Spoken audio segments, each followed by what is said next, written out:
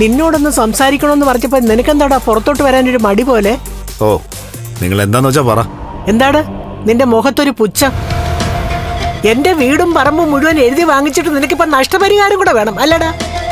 എനിക്ക് മാത്രമല്ല, എന്റെ വീട്ടിലുള്ള എല്ലാവർക്കും വേണം. ഓഹോ, എന്നാലും നിനക്കാണ് നിർബന്ധമെന്ന് കരുണമോൾ എന്നോട് പറഞ്ഞല്ലോ.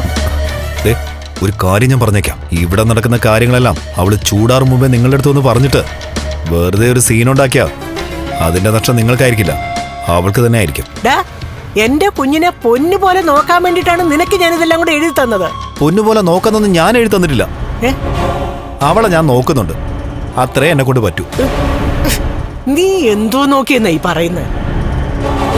അവൾക്ക് കൊതിയുള്ളതൊന്നും നിന്റെ അമ്മ ഉണ്ടാക്കി കൊടുക്കുന്നില്ലെന്ന് അവള് തന്നെ പറഞ്ഞു കഴിഞ്ഞു.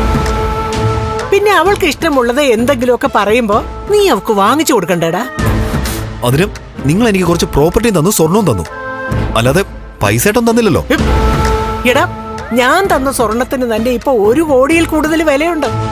അത് വിറ്റാ തന്നെ നിന്റെ കയ്യിൽ നല്ലൊരു സംഖ്യ വരത്തില്ലേ? അതിന്ന് കുറച്ചെടുത്ത് നിനക്ക് അവൾക്ക് ഇഷ്ടമുള്ളത് എന്തെങ്കിലുമൊക്കെ വാങ്ങിച്ചു കൊടുക്കാമല്ലോ. അവളിപ്പോ അമ്മയാൻ പോകുന്നെന്ന് അറിയിച്ചിട്ടല്ലേ ഉള്ളൂ. ഇനിയും കുറച്ച് മാസം കൂടെ കടന്നു പോകാനുണ്ട്. പിന്നെ കുഞ്ഞ് ജനിക്കുമ്പോ അതിനെ നന്നായിട്ട് നോക്കണ്ടേ? ഇനി ജനിക്കുന്നത് പെൺകുഞ്ഞാണെങ്കിലേ 10-20 വർഷം കഴിയുമ്പോ അതിന് എന്തെങ്കിലുമൊക്കെ കൊടുത്തു വേണ്ടേ? അതിനൊക്കെ ഇപ്പോഴേ ഒരു കരുതൽ വേണം. എന്റെ അമ്മോ, നിന്നെ പോലെ അടവും തന്ത്രവും പഠിച്ച ഒരുത്തനെ ഞാൻ എന്റെ ജീവിതത്തിൽ കണ്ടിട്ടില്ല. പക്ഷെ ഞാൻ കണ്ടിട്ടുണ്ട്, എന്നെക്കാളും അടവും തന്ത്രങ്ങളൊക്കെ അറിയാവുന്ന ഒരാളെ. അയാളുടെ പേരാണ് ജയിൽ പുള്ളി പ്രതാപചന്ദ്രൻ, എന്റെ അമ്മായച്ചൻ. നിർത്തടാ, നിനക്ക് നിന്റെ ഭാര്യയ്ക്ക് വേണ്ടിയിട്ടാണ് അവൻ ഇതൊക്കെ ചെയ്തത്.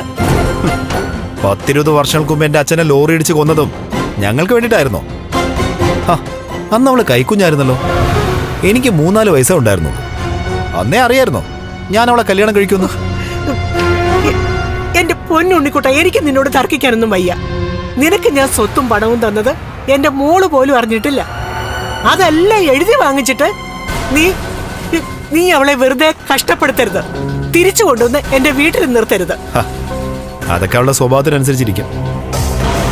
അവൾക്ക് അനുസരണ വേണം. അതില്ലെങ്കിലേ ഞാൻ ചിലപ്പോ നിങ്ങൾക്ക് ഇഷ്ടപ്പെടാത്തൊക്കെ ചെയ്തെന്നിരിക്കും.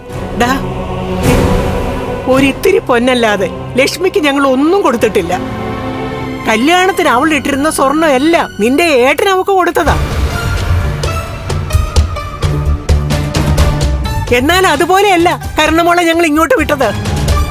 100-150 പവൻ കൊടുത്തിട്ടാ. അത് മാത്രമല്ല, ഇപ്പൊ എന്റെ എല്ലാ സ്വത്തുക്കളും നിനക്ക് ഞാൻ തന്നു കഴിഞ്ഞു. എന്നിട്ടും നീ കരുണമോളെ നോക്കേണ്ട രീതിയിൽ നോക്കിയില്ലെങ്കിൽ അത് ദൈവം പോലും പൊറുക്കത്തില്ല കേട്ടോ. ഓ, നിങ്ങളുടെ മോന് നിങ്ങളൊക്കെ ചെയ്യുന്നത് പിന്നെ ദൈവം പൊറുക്കുമല്ലോ. വെറുതെ ഓരോന്ന് സംസാരിച്ച് മുഷിയാതെ നിങ്ങൾ വന്ന പോലെ പോവാൻ നോക്ക്.